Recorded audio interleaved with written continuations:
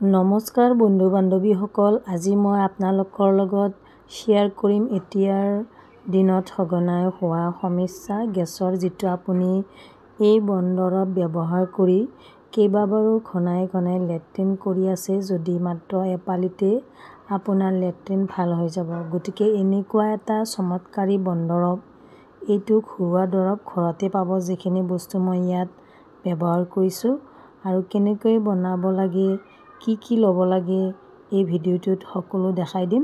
আৰু মই ইয়াৰে নিজে প্ৰমাণ পাইছোঁ, সেয়াই মই ভাবিলোঁ এই ভিডিঅ'টো আপোনালোকৰ লগতো শ্বেয়াৰ কৰোঁ।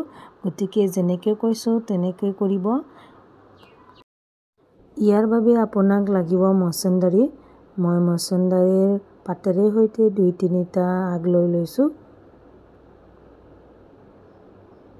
তাৰপিছতে লাগিব টেঙেচীৰ আগ 4-5টামান।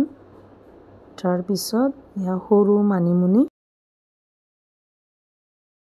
আপোনালোকে ডাঙৰ মানিমুনিটোও ল'ব পাৰে। তাৰপিছতে ইয়াতে লাগিব পদিনাৰ 4-5টামান আগ। পদিনাই আমাৰ পেট ঠাণ্ডা কৰি ৰাখে, সেয়া পদিনাৰ পাতো লৈ লৈছোঁ। তাৰপিছত লাগিব নৰসিংহৰ কোমল পাত 5 খিলামান। তাৰপিছত পাণ এখিলা,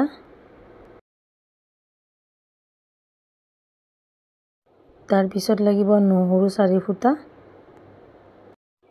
নিমখ,